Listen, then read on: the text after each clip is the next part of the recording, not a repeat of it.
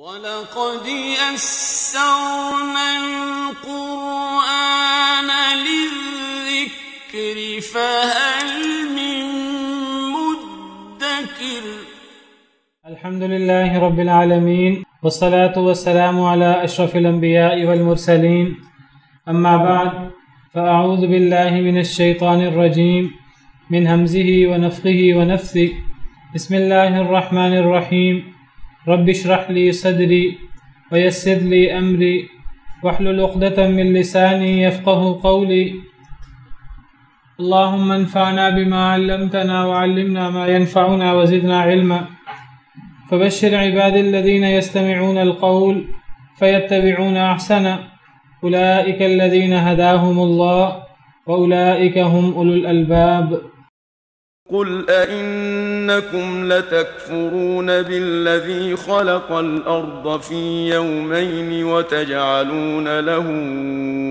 أندادا ذلك رب العالمين وجعل فيها رواسي من فوقها وبارك فيها وقدر فيها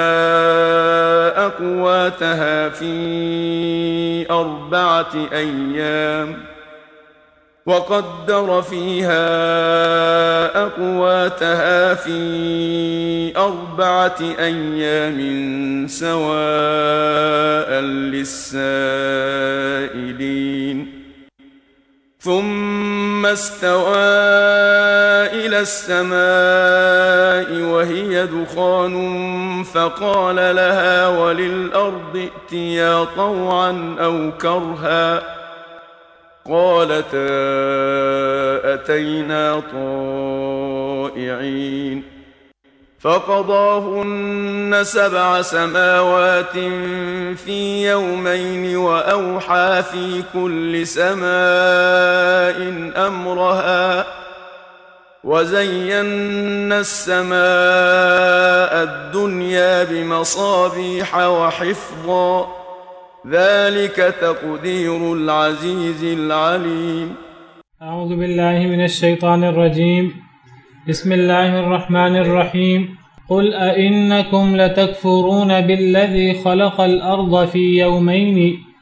وتجعلون له أندادا ذلك رب العالمين قل أئنكم کہہ دیجئے کیا بے شک تم لتکفرون البتہ تم انکار کرتے ہو، تم کفر کرتے ہو، بالذی خلق الارض فی یومین اس ذات کے ساتھ جس نے پیدا کیا زمین کو فی یومین 2 دنوں میں وتجعلون له اندادا اور تم بناتے ہو اس کے لیے شریک۔ کہہ دیجئے اے اللہ کے نبی صلی اللہ علیہ وسلم ان مشرکین مکہ سے، ان کفار سے کہہ دیجئے کیا تم اس ذات کا انکار کرتے ہو کہ جس نے زمین کو 2 دنوں میں بنایا اور تم پھر اس کے شریک بھی بناتے ہو؟ ہم پڑھ چکے ہیں قرآن کریم میں کئی مقامات پر کہ مشرکین مکہ اللہ کو معبود مانتے تھے، اللہ کو اس زمین و آسمان کا خالق مانتے تھے، انسانوں کا خالق مانتے تھے۔ وہ در حقیقت اللہ رب العالمین کا انکار نہیں کرتے تھے، وہ اصل میں اللہ کے ساتھ شریک بناتے تھے، اور اللہ کے ساتھ اللہ کی مخلوق میں سے ہی کچھ لوگوں کو اللہ اور اپنے درمیان واسطہ بنا لیتے تھے، یا وہ کچھ لوگوں کو کچھ ایسے اختیارات دے دیتے تھے جو خدائی اختیارات ہوتے تھے، جس کو شرک کہا جاتا ہے۔ تو اے اللہ کے نبی آپ ان سے کہہ دیجئے کیا تم اس ذات کا انکار کرتے ہو جس نے زمین کو 2 دنوں میں بنایا؟ تم اس ذات کا انکار کرتے ہو، حالانکہ جیسے میں نے ذکر کیا وہ اللہ کا انکار نہیں کرتے تھے، وہ اللہ کو مانتے تھے۔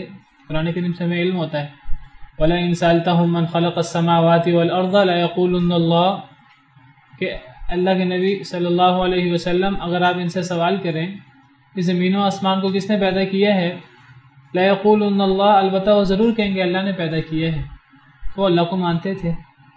اسی طرح قرآن کریم میں ہے وَلَئِن سَأَلْتَهُم مَّن خَلَقَهُمْ لَيَقُولُنَّ اللَّهُ، البتہ اگر آپ ان سے سوال کریں کہ انہیں کس نے پیدا کیا ہے تو وہ ضرور جواب دیں گے اللہ نے پیدا کیا ہے۔ اسی طرح قرآن کریم میں اللہ نے کئی جگہ پر سوالات کیے کہ کس نے زمین کو جائے قرار بنایا، کس نے آسمان سے پانی برسایا، اور مختلف سوالات اللہ تعالیٰ کرتے ہیں۔ تو اللہ تعالیٰ سوال کرتے ہیں مشرکین مکہ سے، پھر اللہ خود ہی جواب دیتے ہیں مشرکین مکہ کی طرف سے کہ الہ مع اللہ، کہ اللہ کے علاوہ کوئی معبود ہے جو یہ کام کر سکے؟ تو پتہ لگا اس سے کہ مشرکین مکہ جو ہیں وہ اللہ رب العالمین کا انکار نہیں کرتے تھے۔ تو پھر یہاں اللہ تعالیٰ یہ کیوں کہہ رہے ہیں نبی کریم صلی اللہ علیہ وسلم سے کہ آپ ان سے کہہ دیجئے کیا تم اللہ کا انکار کرتے ہو؟ در حقیقت اللہ کے ساتھ کسی کو شریک بنانا یہ اللہ کا انکار ہے، یہ در حقیقت اللہ کی باتوں کا انکار ہے، اللہ کے ساتھ شرک ہے۔ تو اللہ کے ساتھ شرک کرنے والا گویا کہ وہ اللہ کو اللہ کی مخلوق کے برابر قرار دیتا ہے، اللہ کی توہین کرتا ہے، تو لہذا وہ گویا کہ اللہ کو اپنی مخلوق کے برابر کر دیتا ہے۔ تو یہ اللہ کا انکار ہے، یہ اللہ کے ساتھ کفر ہے، چاہے وہ اللہ کو مانتا ہی کیوں نہ ہو۔ تو شرک یہ نہیں ہوتا کہ کوئی شخص یہ کہے کہ میں اللہ کو نہیں مانتا، میں فلاں کو مانتا ہوں، یہ شرک ہے۔ یہ شرک نہیں ہے، ایسا شرک کرنے والے بہت کم ہیں، شاید دنیا میں ایسے شرک کرنے والے پائے نہ جاتے ہیں جو کہ ہم اللہ کو نہیں مانتے، ہم فلاں کو مانتے ہیں۔ لوگ اللہ کو بھی مانتے ہیں اللہ کے ساتھ، اللہ کی مخلوق کو بھی مانتے ہیں، یہ شرک ہے، یہ در حقیقت اللہ کے ساتھ شرک ہے، اور یہ اللہ کے ساتھ کفر بھی ہے، یہ اللہ کے ساتھ انکار بھی ہے، چاہے اللہ کو مانا جائے لیکن اللہ کے ساتھ شریکوں کو مانا جائے۔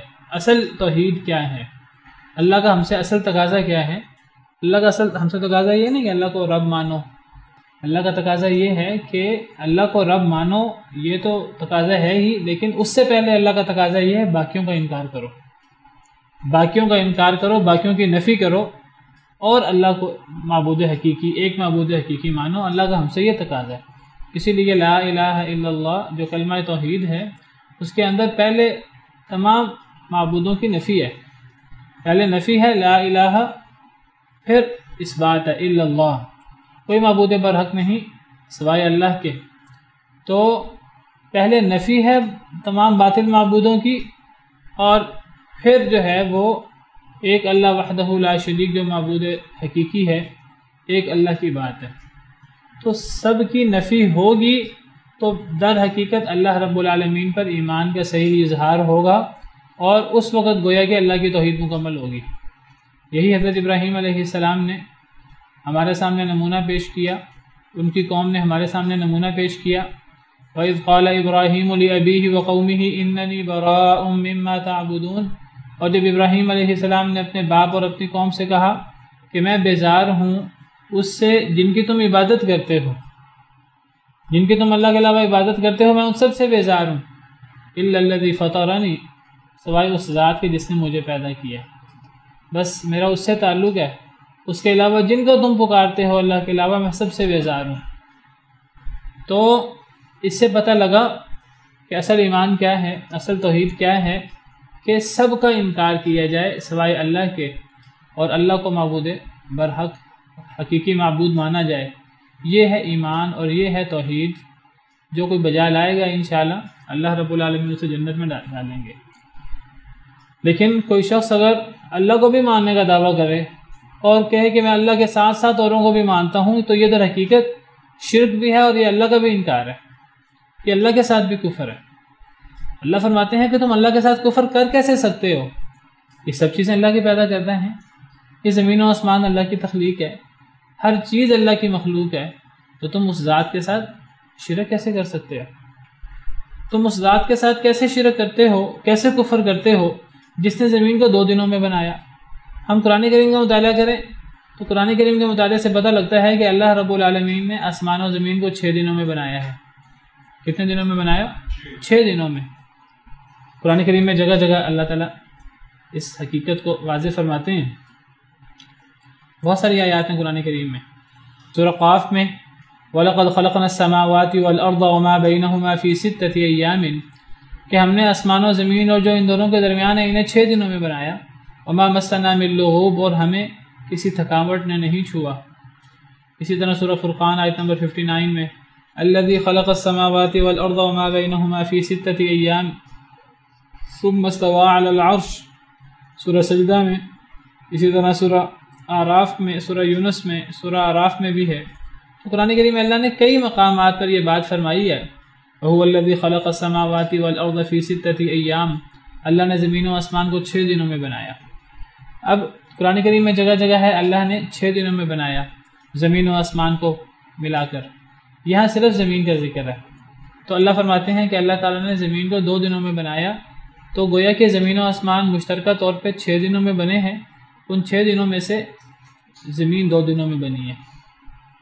تو تفصیل آ رہی ہے 6 دنوں کی، ان آیات میں تفصیل ہے، ان آیات میں اجمال ہے، وہاں موٹی بات ہے کہ زمین و آسمان 6 دنوں میں بنے، ان آیات میں اللہ فرماتے ہیں کہ زمین کو اللہ نے 2 دنوں میں بنایا۔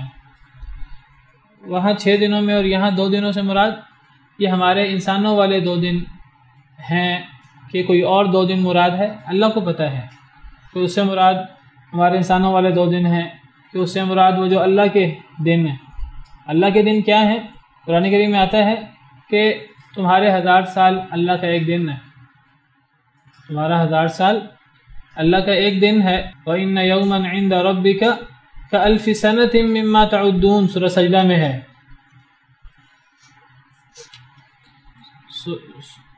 سورہ حج میں بھی آیت نمبر 47 کہ وَإِنَّ يَوْمًا عِنْدَ رَبِّكَ، کہ بے شک ایک دن آپ کے رب کے ہاں وہ 1000 سال کے برابر ہے، اسے جو تم شمار کرو۔ تو اللہ کا ایک دن ہمارے 1000 سال کے برابر ہوا۔ تو کیا 2 دنوں سے مراد جو زمین 2 دنوں میں بنی ہے، کیا جو زمین و آسمان 6 دنوں میں بنے ہیں، کیا ان دنوں سے مراد ہمارے دن ہے کہ اللہ کے دن ہے 1000 سال والے؟ ایک دن 1000 سال کا گویا کہ 6000 سال، تو گویا کہ پھر 6 دن وہ 6000 سال کے برابر بنیں گے ہمارے حساب سے۔ تو کیا یہ ہمارے حساب سے 6 دن بنتے ہیں یا ہمارے حساب سے 6000 سال بنتے ہیں یا کوئی اور ٹائم پیریڈ مراد ہے؟ اللہ کو پتہ ہے اس ساری بات کا۔ اللہ نے جو چیز تفصیل سے بیان نہیں کی، وضاحت نہیں کی، ہم اس کے بارے میں اپنی طرف سے کوئی اٹکل پچھل نہیں لگا سکتے، اپنی طرف سے کوئی بات نہیں کر سکتے۔ ہماری عقل تھوڑی ہے، ہمارے پاس علم تھوڑا ہے، ہمیں اپنے اس علم کی کمی کا اعتراف کرنا چاہیے اور ہمیں اپنی طرف سے کوئی ایسی بات نہیں کرنی چاہیے جو غلط ہو جائے۔ وَلَا تَقْفُ مَا لَيْسَ لَكَ بِهِ علم، جس کا آپ کو علم نہ ہو اس کے پیچھے نہ لگیں۔ إِنَّ السَّمْعَ وَالْبَصَرَ وَالْفُؤَادَ كُلُّ أُولَئِكَ كَانَ عَنْهُ مسؤولا، بے شک یہ کان، یہ دل، یہ آنکھیں، ان سب کے بارے میں قیامت کے دن سوال ہوگا۔ تو انسان کا یہ کام نہیں، انسان کو جس کا علم نہ ہو انسان اس کے پیچھے لگے اور اپنی طرف سے انسان دعوے کرے۔ تو اللہ کو پتہ ہے، ہم اس کا علم اللہ پہ چھوڑتے ہیں۔ اللہ کو اس بات کا پتہ ہے کہ زمین و آسمان ہمارے مطابق 6 دنوں میں بنے، یا اللہ کے مطابق 6 دنوں میں یعنی ہمارے 6000 سالوں کے برابر، یا یہ کوئی اور ٹائم پیریڈ ہے، واللہ تعالی اعلم۔ تو ان 6 دنوں میں سے زمین 2 دنوں میں بنی ہے۔ 50,000 سال کا ذکر ہے، لیکن وہ اس میں یہ نہیں ہے کہ 50,000 سال ہمارے ایک دن کے برابر ہیں۔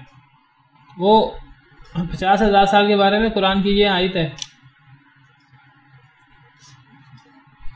تعرج الملائکۃ والروح الیہ فی یوم کان مقدارہ 50,000 سنہ، سورہ معارج آیت نمبر 4 کہ چڑھتے ہیں فرشتے اور روح الامین اللہ کی طرف ایک ایسے دن میں جس کی مقدار 50,000 سال کے برابر ہے۔ تو یہ اب اللہ کے دنوں کی بات نہیں ہو رہی، یہاں بات ہو رہی ہے کہ فرشتے اور روح الامین اللہ کی طرف چڑھتے ہیں ایک دن میں جس دن کی مقدار 50,000 سال ہے۔ تو اس دن فرشتے اور روح الامین اللہ کی طرف چڑھتے ہیں یا اللہ کی طرف چڑھیں گے۔ اب اس دن سے مراد دن کون سا ہے؟ یہ قیامت کا دن مراد ہے۔ بہت سے مفسرین یہاں قیامت کا دن مراد لیتے ہیں، وہ کہتے ہیں کہ قیامت کے دن روح الامین اور فرشتے اللہ کی طرف چڑھیں گے، اور قیامت کا دن 50,000 سال کے برابر ہے ہمارے حساب کے مطابق۔ تو یہ اللہ کے دن کا ایک عمومی حساب اس آیت کریمہ میں نہیں ہے۔ اللہ کا جو دن ہے وہ جیسے میں نے آپ کے سامنے سورہ حج کی آیت پیش کی، وَإِنَّ يَوْمًا عِنْدَ رَبِّكَ كَأَلْفِ سَنَةٍ مِّمَّا تَعُدُّونَ، کہ وہ ہمارے 1000 سال کے برابر ہے، واللہ تعالی عالم۔ تو اللہ کو پتہ ہے کہ یہ 6 دنوں میں جو زمین و آسمان بنے ہیں، یہ 6 دن ہمارے 6 دن ہیں کہ ہمارے 6000 سال ہیں، یا یہ کوئی اور ٹائم پیریڈ ہے، اللہ کو پتہ ہے۔ تو ان 6 دنوں میں سے زمین 2 دنوں میں بنی ہے۔ اللہ فرماتے ہیں کہ جو اللہ زمین کا خالق ہے، آسمانوں کا خالق ہے، جو اتنا طاقتور ہے، جو سب کچھ کر سکتا ہے، تو تم اس اللہ وحدہ لا شریک کا انکار کرتے ہو، اس کے ساتھ تم شریک بناتے ہو۔ کتنی عجیب بات ہے، کتنی غیر منطقی، غیر عقلی بات ہے۔ ایک اور آیت کریمہ میں اللہ نے اسی بات کو اس طرح واضح فرمایا ہے،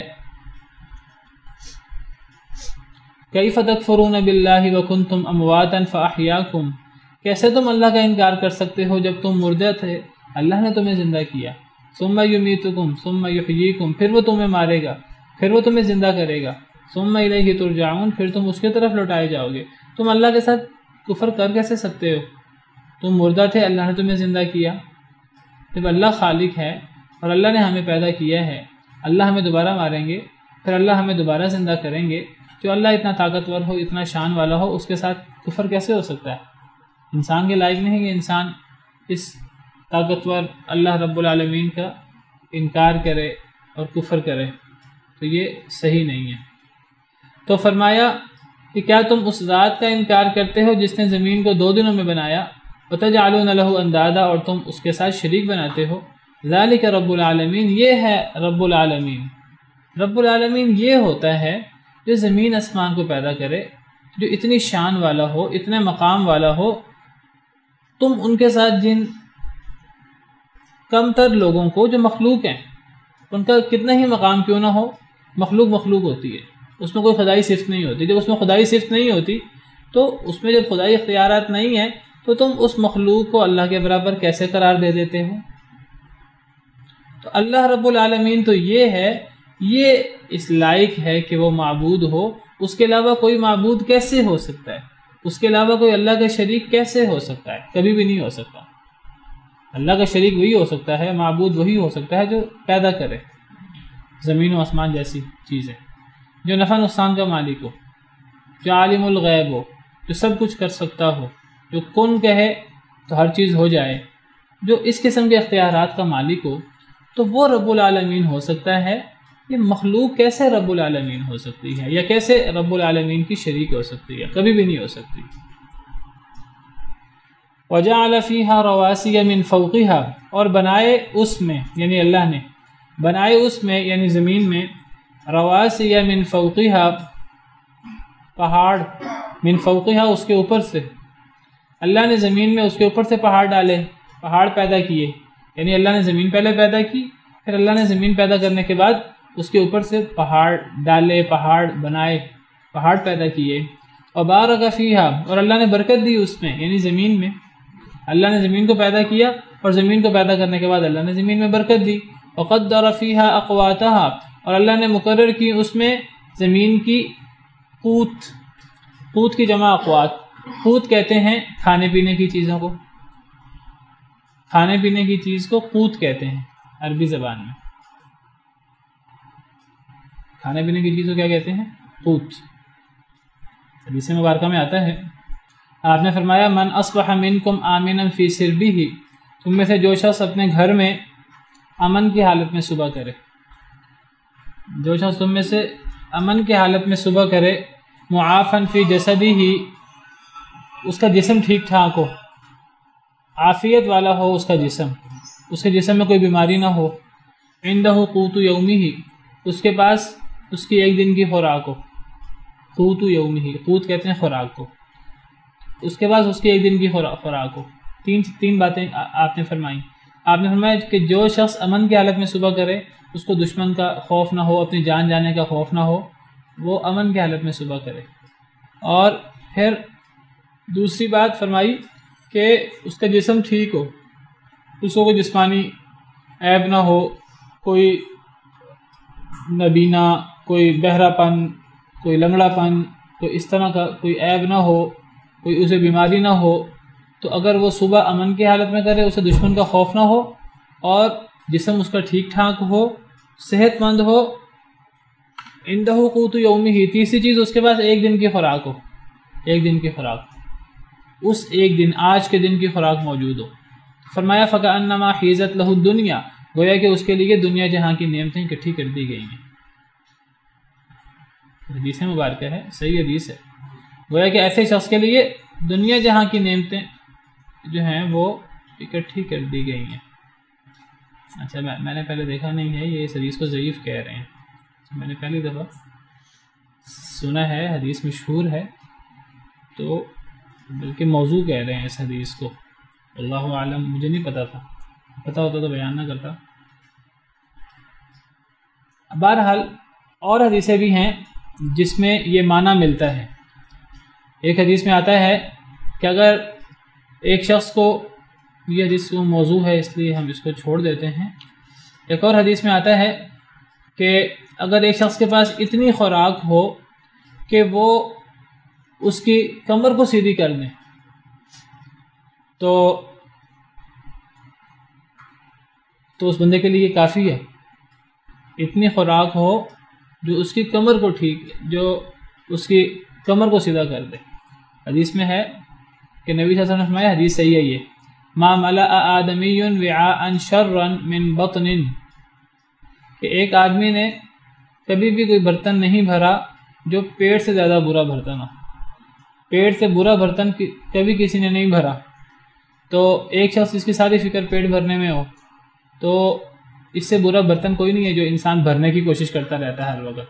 انسان کو ہر وقت پیٹ بھرنے کی اور سیر ہو کر کھانے کی خواہش نہیں ہونی چاہیے، ایک مومن کو نہیں ہونی چاہیے، کیونکہ یہ سب سے برا برتن ہے جو ایک انسان بھرنے کی کوشش کرتا ہے. انسان کو پیٹ بھرنے کی نہیں، انسان کو ضرورت کے مطابق کھانا کھانے کی کوشش کرنی چاہیے. فرمایا بحسب ابن آدم اکلات یقمن صلبہ، ابن آدم کو چند لقمے کافی ہیں جو اس کی کمر سیدھی کر دیں. بحسب ابن آدم، ابن آدم کو چند لقمے کافی ہیں جو اس کی کمر سیدھی کر دیں. فإن كان لا محالہ، اگر اس نے اتنا نہیں کھانا، اس نے زیادہ ہی کھانا ہے، اگر اس نے چند لقمے نہیں کھانے، زیادہ کھانا ہے، تو پھر کیا کرے؟ فثلث لطعامہ، تو پیٹ کا ایک تہائی حصہ کھانے کے لیے، وثلث لشرابہ، اور ایک تہائی حصہ پینے کے لیے، وثلث لنفسہ، اور ایک تہائی حصہ سانس لینے کے لیے. پھر انسان ایک تہائی حصہ کھائے پیٹ کا، ایک تہائی حصہ انسان پانی پیے، اور ایک تہائی حصہ انسان چھوڑ دے. اگر انسان نہیں چھوڑے گا ایک تہائی حصہ تو اس کے لیے سانس لینا مشکل ہو جائے گا، اور وہ اس کے لیے والے جان بن جائے گا. وہ کھانا پینا وہ اس کے لیے فائدہ مند ہونے کے بجائے نقصان دہ ہوگا. لیکن دیکھیے ہمارے ہاں یہ چیزیں آج بھولتی جا رہی ہیں، اور آج جو ہے وہ زیادہ کھانا ایک بہت بڑی بیماری بنتا جا رہا ہے، اور انسان اتنا کھا لیتا ہے، اتنا ٹھونس لیتا ہے، انسان کے لیے چلنا پھرنا سانس لینا مشکل ہو جاتا ہے. حالانکہ انسان کو بھوک رکھ کے کھانا چاہیے. اور جو انسان اس طرح کر کے ٹھونس کر بھرتا ہے، اس سے برا برتن کوئی نہیں جو انسان نے بھرا ہے، چاہے حلال سے کیوں نہ بھرا ہو. اور اگر وہ حرام سے ہو تو پھر گناہ اس سے بھی بہت زیادہ ہو جاتا ہے. تو بہرحال بات ہو رہی تھی قوت کسے کہتے ہیں. قوت کہتے ہیں ایک دن کی خوراک کو. قوت کہتے ہیں ایک دن کی خوراک کو. تو اللہ فرماتے ہیں کہ یہ زمین اللہ نے بنائی، اور اللہ نے زمین کے اندر اس کے اوپر سے پہاڑ گاڑے، اور اللہ نے اس زمین کے اندر برکت دی، اور وقدر فیہا اقواتہا، اور اللہ نے مقرر کی اس زمین میں اقواتہا، خوراکیں. اس زمین کی جو خوراکیں ہیں، جو انسان اس زمین پہ رہنے والے ہیں، جو حیوان رہنے والے ہیں، جو چرند پرند ہر قسم کی مخلوق ہے، اللہ نے ہر مخلوق کے لیے چارہ، خوراک اور ان کا پیٹ بھرنے کا ذریعہ بھی اللہ نے اسی زمین کے اندر رکھا ہے. اسی زمین سے اللہ نے ہمیں پیدا کیا، اور اللہ نے اسی زمین میں ہماری خوراک بھی رکھی ہے. فی اربعۃ ایام، یہ اللہ نے سارے کام کیے کتنے دنوں میں؟ 4 دنوں میں. سواء للسائلین، برابر ہے سوال کرنے والوں کے لیے. یعنی یہ جو اللہ نے بات کہی ہے تو اس بات کرنے کے اندر سوال کرنے والوں کے لیے پورا جواب موجود ہے. سوال کرنے والوں کو تشنگی باقی نہیں رہ جاتی. تو اللہ نے یہ جو زمین ہے اور پہاڑ ہیں، اور یہ جو زمین کے اندر اللہ نے خوراکیں رکھی ہیں، یہ درخت، شجر، حجر اور یہ سب چیزیں، یہ جو سارا سسٹم ہے زمین کا، یہ، اور اللہ نے پیچھے بات کی کہ میں نے زمین کو 2 دنوں میں بنایا. تو یہ زمین کی تخلیق ہو یا پھر زمین کی تخلیق کے بعد اس کے اوپر پہاڑ اور پھر دیگر ساری چیزیں، درخت، شجر، حجر، تو یہ سب چیزیں ملا کر کتنے دن ہوئے؟ 4 دن. یاد رکھیے یہ 4 دن زمین کی تخلیق کے 2 دنوں کے علاوہ نہیں ہیں. ان 4 دنوں کے اندر زمین کی تخلیق کے 2 دن بھی شامل ہیں. زمین کی تخلیق کتنے دنوں میں ہوئی؟ 2 دنوں میں، جیسے پچھلی آیت میں ہم نے پڑھا. قل أئنکم لتکفرون بالذی خلق الارض فی یومین، کہ تم اس ذات کا انکار کیسے کر سکتے ہو جس نے زمین کو 2 دنوں میں بنایا۔ تو زمین کی تخلیق 2 دنوں میں ہوئی ہے، کہ جو 2 دنوں میں زمین کی تخلیق ہوئی ہے اس میں وہ پہاڑ اور درخت اور جو باقی خوراکیں ہیں اور باقی جو چیزیں ہیں وہ اس میں شامل نہیں ہیں۔ زمین کی تخلیق، زمین بہت بڑی مخلوق ہے، تو زمین کی تخلیق جو ہے صرف یہ تخلیق 2 دنوں میں ہوئی ہے۔ اب یہ باقی چیزیں جو پہاڑ، درخت، سمندر اور باقی کھانے پینے کی چیزیں اور یہ باقی سارا سسٹم زمین کے اندر، یہ 2 دنوں میں ہے، اور یہ مل کر کتنا ہوا؟ یہ 4 دن بنے مل کر۔ یہ نہیں سمجھنا کہ زمین کی تخلیق 2 دنوں میں ہوئی اور یہ پہاڑ اور باقی چیزیں 4 دنوں میں، یہ مل کر 6 دن ہو گئے، نہیں، مل کر یہ 4 دن ہوئے ہیں۔ یہ فی اربعۃ ایام، اس کا تعلق صرف وجعل سے نہیں ہے، رواسیہ کے پہاڑوں سے اور برکت سے اور زمین کے اندر خوراک رکھنے سے اس کا تعلق نہیں ہے، بلکہ اس کا تعلق وہ زمین کی تخلیق اور یہ پہاڑوں اور زمین کی برکت اور زمین کے اندر خوراک، ان سب سے مل کر ہے اس کا تعلق۔ تو زمین میں چاہے وہ زمین کی تخلیق ہو، چاہے وہ زمین کے اندر پہاڑ وغیرہ دیگر چیزیں ہوں، ان سب چیزوں میں 4 دن لگے۔ سواء للسائلین، برابر ہے سوال کرنے والے کے لیے۔ ثم استوى الى السماء، پھر اللہ تعالیٰ متوجہ ہوئے آسمان کی طرف۔ ثم استوى، پھر وہ متوجہ ہوا، یعنی اللہ رب العالمین، الى السماء، آسمان کی طرف، وہی دخان، اور وہ دھواں تھا، گیسز تھی، وہ دھواں تھا۔ فقال لها، تو اللہ نے فرمایا اس کے لیے، کس کے لیے؟ آسمان کے لیے، وللارض، اور زمین کے لیے، ایتیا، تم دونوں آ جاؤ، طوعا او کرہا، خوشی سے یا ناخوشی سے۔ پھر اللہ آسمان کی طرف متوجہ ہوئے اور اللہ نے فرمایا کہ آ جاؤ۔ آ جاؤ سے کیا مطلب؟ کہ میرے حکم کے مطابق آ جاؤ، میری بات مانو، جیسے میں کہتا ہوں آ جاؤ تم دونوں، یعنی زمین بھی اور آسمان بھی دونوں آ جاؤ، جیسے میں کہوں ویسے بن جاؤ، ویسے ہو جاؤ۔ خوشی سے آنا چاہتے ہو خوشی سے آؤ، اگر تم خوشی سے نہیں آنا چاہتے پھر بھی آنا پڑے گا، کیونکہ میرا حکم ہے۔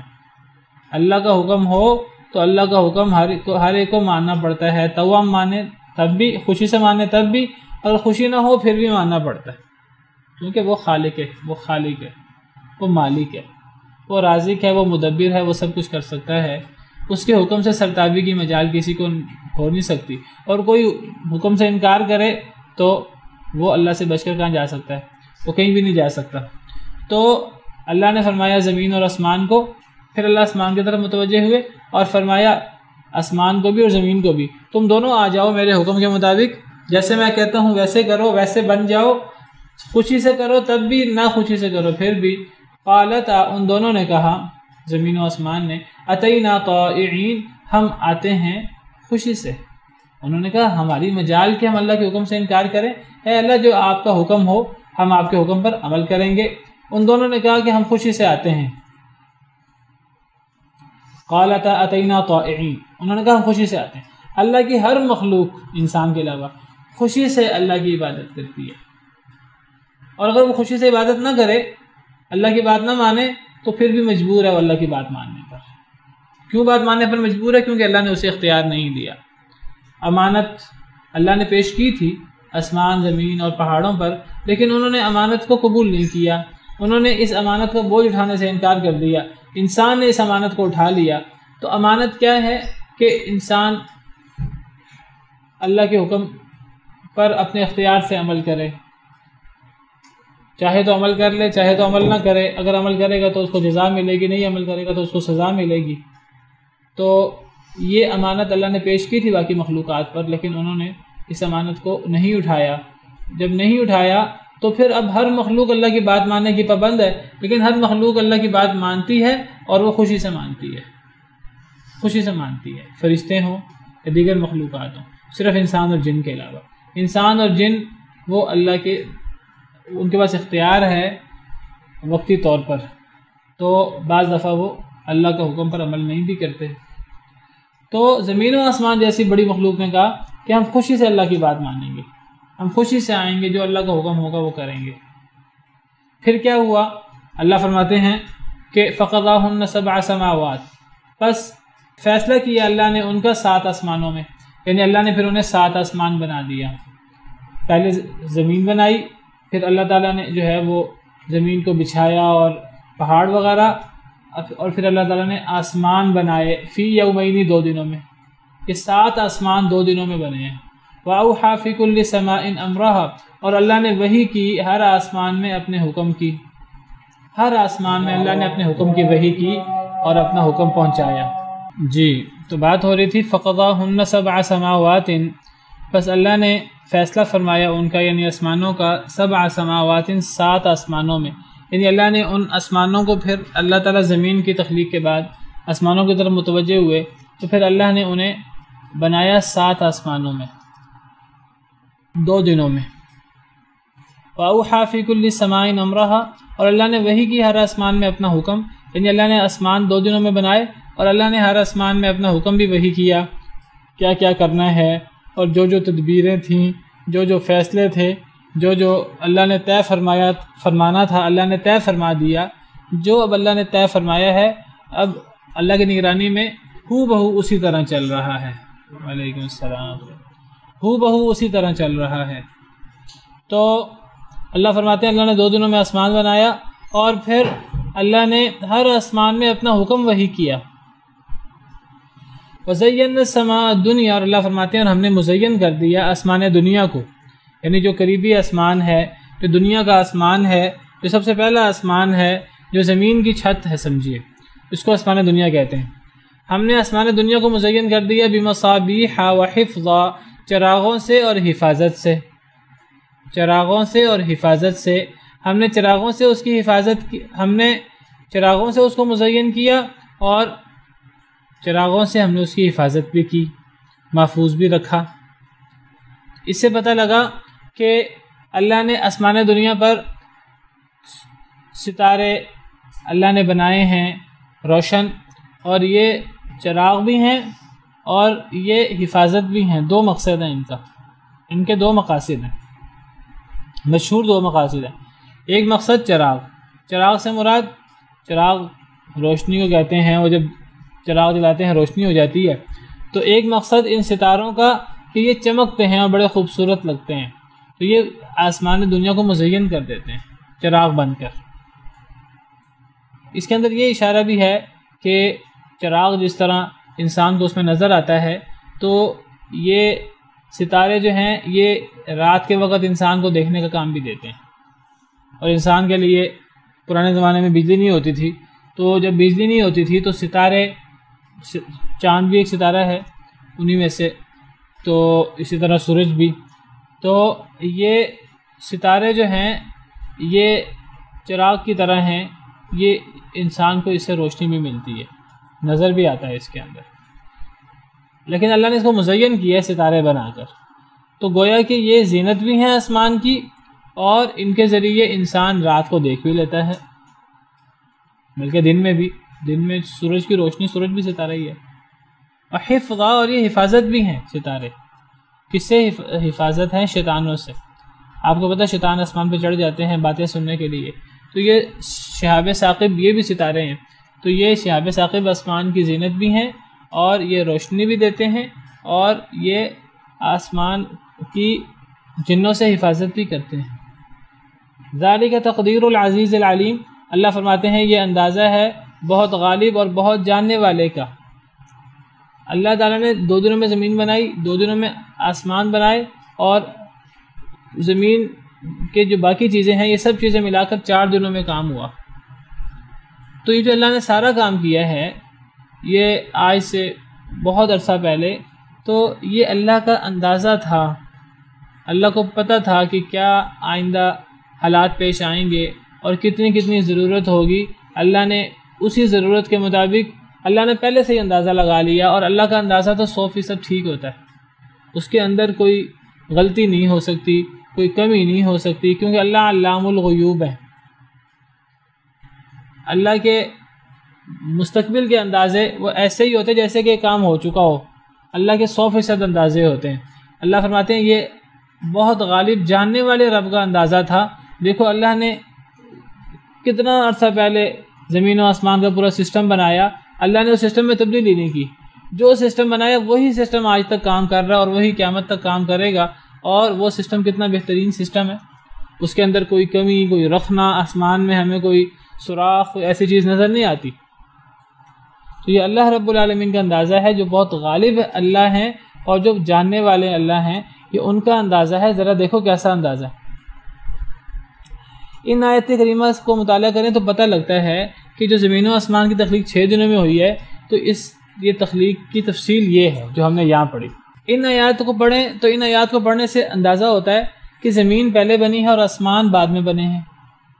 اللہ نے پہلے زمین کی تخلیق کا ذکر کیا ہے، اور پھر آیت نمبر 12 میں اللہ نے آسمانوں کا ذکر کیا، فَقَضَاهُنَّ سَبْعَ سَمَاوَاتٍ، کہ زمین کی تخلیق کے بعد اللہ تعالیٰ آسمانوں کی طرف متوجہ ہوئے تو اللہ نے پھر ان کو 7 آسمان بنایا۔ تو اس سے اندازہ ہوتا ہے کہ آسمان بعد میں بنے، زمین پہلے بنی۔ اور قرآن کریم میں اور بھی کئی آیتوں سے اس کا پتہ لگتا ہے کہ میں وہی ابھی عرض کر رہا ہوں کہ زمین پہلے بنی ہے اور آسمان بعد میں بنا ہے۔ سورہ بقرہ میں اللہ فرماتے ہیں هُوَ الَّذِي خَلَقَ لَكُم مَّا فِي الْأَرْضِ جَمِيعًا، سورہ بقرہ آیت نمبر 29۔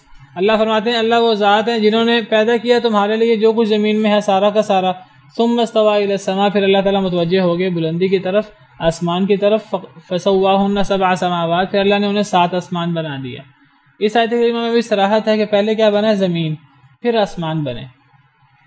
اب یہ قرآن کریم کی آیت ہے کہ پہلے زمین بنی پھر آسمان۔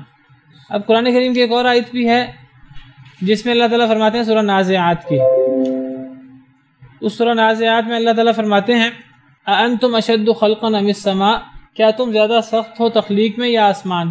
تمہیں پیدا کرنا زیادہ سخت تھا کہ آسمان کو؟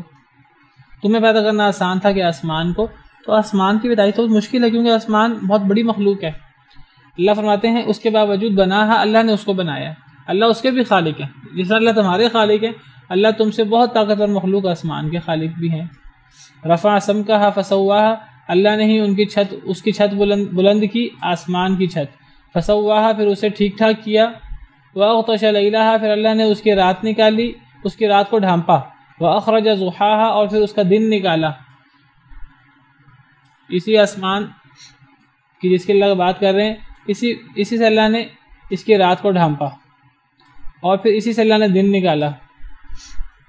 اسی آسمان پر جب ستارے ہوتے ہیں تو رات آ جاتی، جب سورج آتا تو پھر دن ہو جاتا ہے۔ والارض بعد ذلك دحاہا، اور زمین کو اس کے بعد بچھایا۔ دحا کہتے ہیں بچھانا، ہموار بچھا دیا، زمین کو اس کے بعد بچھایا۔ اب اس آیت کریمہ سے لگتا ہے جیسے پہلے آسمان بنا بعد میں زمین بنی ہے، اس میں بڑی صراحت ہے۔ والارض بعد ذلك دحاہا، اور زمین کو اللہ نے اس کے بعد بچھایا۔ دوسری آیات سے پتہ لگتا ہے، اس سے پتہ لگتا ہے پہلے آسمان بنا پھر زمین بنی ہے۔ دوسری آیات سے پتہ لگتا ہے، اور جو آیت ہم پڑھ رہے ہیں سورہ فصلت کی، اس سے اندازہ ہوتا ہے کہ جیسے اللہ تعالیٰ نے پہلے زمین بنائی ہے پھر آسمان بنایا ہے۔ تو یہ تھوڑا کنٹراڈکشن لگ رہا ہے ظاہراً۔ اس کے بارے میں سیدنا ابن عباس رضی اللہ عنہ جو حبر الامہ ہیں، ان سے سوال ہو، جو سب سے بڑے مفسر بھی ہیں قرآن کے۔ کہتے ہیں کہ حضرت ابن عباس کے پاس ایک آدمی آیا، فقال، اس نے کہا یا ابا عباس، اے ابو عباس، یہ حضرت ابن عباس کا کنیت ہے، اے ابو عباس، انی اجید فی القرآن اشیاء تختلف علی، صحیح حدیث ہے۔ عرض کرنے لگا وہ شخص کہ اے عباس، اے اس امت کے بڑے امام، میں قرآن میں کچھ چیزیں پاتا ہوں مجھ پہ مختلف ہو گئی ہیں، مجھے وہ خلط ملط ہوتی نظر آتی ہیں، مجھے سمجھ نہیں آتی ان کا کیا معنی ہے۔ فقد وقع ذلك فی صدری، اس کی وجہ سے میرے سینے میں نا کچھ واقع ہے، مجھے سینے میں گھٹن محسوس ہوتی ہے، مجھے سمجھ نہیں آتی، میرا سینہ کھلا نہیں ہوا، مجھے سمجھ نہیں آتی ان آیات کی، مجھے آیات ٹکراتی نظر آتی ہیں، مجھے جب آیات ٹکراتی نظر آتی، مجھے اللہ پر ایمان ہے، قرآن پر ایمان ہے، پھر میرے سینے میں گھٹن ہوتی ہے کہ یہ آیات کیوں ٹکرا رہی ہیں۔ یہ کیوں ٹکراتی تھی؟ کیونکہ اس آدمی کو علم نہیں تھا، جہالت کی وجہ سے بندہ بعض دفعہ بندے کو سمجھ نہیں آتی، پریشانی ہوتی ہے۔ تو اس کا حل کیا ہے؟ انسان علماء کے پاس جائے۔ حل یہ نہیں انسان انکار کر دے جس طرح منکرین حدیث دیگر لوگ کرتے ہیں، اس کا حل ہے انسان علماء کے پاس جائے۔ جیسے یہ آدمی حضرت ابن عباس کے پاس آیا، کہنے لگا مجھے کبھی کبھی دل میں تنگی محسوس ہوتی ہے۔ قال ابن عباس، حضرت ابن عباس کہنے لگے تکذیب، کیا اب تم جھٹلا رہے ہو قرآن کو، تمہیں قرآن ٹکراتا محسوس ہوتا ہے؟ تو کیا تم قرآن کو اللہ کی کتاب نہیں سمجھتے؟ کیا تم قرآن کا انکار کر رہے ہو؟ وہ کہنے لگا ما ہوا بتکذیب، اے ابن عباس تکذیب نہیں ہے، ولیکن اختلاف، لیکن مجھے اختلاف محسوس ہوتا ہے، مجھے سمجھ نہیں آ رہی کہ اس کا کیا حل ہے۔ قال حضرت ابن عباس نے فرمایا فَهَلُمَّ مَا وَقَعَ فِي نَفْسِكَ، چلو جو تمہارے دل میں آتا ہے ذرا مجھے بھی بتاؤ۔ تو وہ اس آدمی نے تین سوالات کیے۔ اس نے کہا کہ قرآن میں ہے فَلَا أَنْسَابَ بَيْنَهُمْ يَوْمَئِذٍ وَلَا يَتَسَاءَلُونَ، قرآن میں قیامت کے بارے میں ہے کہ قیامت کے دن کوئی نسب نہیں ہوگا، لیکن قرآن میں اللہ تعالیٰ فرماتے ہیں اور اسی طرح اللہ تعالیٰ فرماتے ہیں وَأَقْبَلَ بَعْضُهُمْ عَلَى بَعْضٍ يَتَسَاءَلُونَ، یعنی ایک آیت میں ہے کہ قیامت کے دن کوئی نسب نہیں ہوگا، نہ وہ سوال کریں گے، یہ ایک آیت ہے سورہ مومنون۔ دوسری آیت میں ہے کہ وہ سوال کریں گے آپس میں، ایک آیت میں ہے وہ سوال نہیں کریں گے، دوسری آیت میں ہے وہ سوال کریں گے، تو یہ ٹکرا رہی ہیں آیتیں۔ ایک آیت میں ہے قیامت کے دن کوئی کسی سے سوال نہیں کرے گا، دوسری آیت میں ہے وہ سوال کریں گے۔ اچھا، پھر وہ کہتا ہے کہ ایک آیت میں ہے وَلَا يَكْتُمُونَ اللَّهَ حَدِيثًا، اللہ سے باتیں چھپا نہیں سکیں گے، اور دوسری آیت میں ہے وَاللَّهِ رَبِّنَا مَا كُنَّا مُشْرِكِينَ، وہ قسم اٹھا کر کہیں گے کہ ہم نے کبھی شرک نہیں کیا۔ ایک آیت میں اللہ سے کچھ چھپا نہیں سکیں گے، اور دوسری آیت کہہ رہی ہے اللہ سے چھپانے کی کوشش کریں گے، جھوٹ بولنے کی کوشش کریں گے۔ جب جھوٹ بولنے کی کوشش کریں گے گویا کہ اللہ سے چھپانے کی کوشش کریں گے، تو یہ کنٹراڈکشن نظر آ رہا ہے۔ تیسرا کہنے لگا کہ قرآن میں ہے أَأَنْتُمْ أَشَدُّ خَلْقًا أَمِ السَّمَاءُ بَنَاهَا رَفَعَ سَمْكَهَا فَسَوَّاهَا وَأَغْطَشَ لَيْلَهَا وَأَخْرَجَ ضُحَاهَا وَالْأَرْضَ بَعْدَ ذَلِكَ دَحَاهَا۔ ان آیات سے پتہ لگتا ہے کہ پہلے آسمان بنا پھر زمین بنی ہے۔ اور ایک اور آیت میں اللہ فرماتے ہیں قُلْ أَإِنَّكُمْ لَتَكْفُرُونَ بِالَّذِي خَلَقَ الْأَرْضَ فِي يَوْمَيْنِ وَتَجْعَلُونَ لَهُ أَندَادًا۔ تو اس آیت کریمہ سے پتہ لگتا ہے کہ آسمان بعد میں بنے ہیں۔ سورہ نازعات سے پتہ لگتا ہے زمین بعد میں بنی ہے، آسمان پہلے بنے۔ اس آیت سے پتہ لگتا ہے سورہ فصلت کی جو آیت ہم پڑھ رہے ہیں، اس سے پتہ لگتا ہے کہ آسمان بعد میں بنا ہے، تو یہ کنٹراڈکشن ہے۔ وہ کہنے لگا ظاہراً مجھے دل میں تنگی محسوس ہوتی ہے۔ تو حضرت ابن عباس نے پھر جو جواب دیے، ٹائم نہیں ہے، میں صرف آپ کو آخری بات کا جواب دے دیتا ہوں۔ حضرت ابن عباس نے جو جواب دیا وہ کہنے لگے کہ جہاں تک اللہ کا یہ فرمان ہے أَأَنْتُمْ أَشَدُّ خَلْقًا، کہنے لگے فَإِنَّهُ خَلَقَ الْأَرْضَ فِي يَوْمَيْنِ، اللہ نے زمین کو 2 دنوں میں بنایا، قبل خلق السماء، آسمان کی تخلیق سے پہلے اللہ نے زمین کو 2 دنوں میں بنایا، پہلے زمین بنی ہے۔ ثم استوى الى السماء، پھر اللہ تعالیٰ آسمان کی طرف متوجہ ہوئے، پھر اللہ نے اس کو اگلے 2 دنوں میں بنایا آسمان کو۔ پہلے زمین کی تخلیق ہوئی ہے، پھر اس کے بعد پہلے 2 دن اس پہ صرف ہوئے ہیں، اگلے 2 دن میں آسمان بنا ہے۔ ثم نزل الى الارض، پھر اللہ تعالیٰ دوبارہ زمین پر اترے، فدحاها، پھر اللہ نے زمین کو بچھایا ہے۔ بچھانے سے مراد کیا ہے؟ بچھانے سے مراد ہے کہ اللہ نے پھر اس میں پہاڑ، اس کے اندر درخت، شجر، حجر یہ بنائے۔ تو گویا کہ پہلے زمین بنی پھر آسمان بنا، اور زمین کے اندر جو باقی چیزیں بچھائی ہیں وہ آسمان کے بعد بچھائی ہیں۔ گویا کہ پہلے کام بھی زمین کے تخلیق کا ہوا ہے اور آخری کام بھی زمین کے بچھانے کا ہوا ہے، آسمان درمیان میں ہے۔ اس سے تطبیق ہو جاتی ہے آیات میں۔ وہ جو سورہ نازعات کی آیات ہیں ان میں یہ نہیں ہے زمین بعد میں بنی، اس میں ہے کہ زمین میں جو دحو ہے نا یہ بعد میں ہوا ہے، اور دحو سے مراد زمین کی تخلیق نہیں ہے، دحو سے مراد یہ زمین میں پہاڑ بچھانا اور سمندر اور یہ چیزیں، خوراک، یہ چیزیں جو ہیں یہ آسمان کے بعد ہیں۔ پہلے زمین کی تخلیق ہے، پھر آسمان کی تخلیق ہے، اور پھر دحو ہے۔ تو اس طرح کر کے حضرت ابن عباس رضی اللہ عنہ نے تطبیق دی۔ وقت ختم ہو گیا، باقی انشاءاللہ پھر کل انشاءاللہ۔ سبحان اللہ۔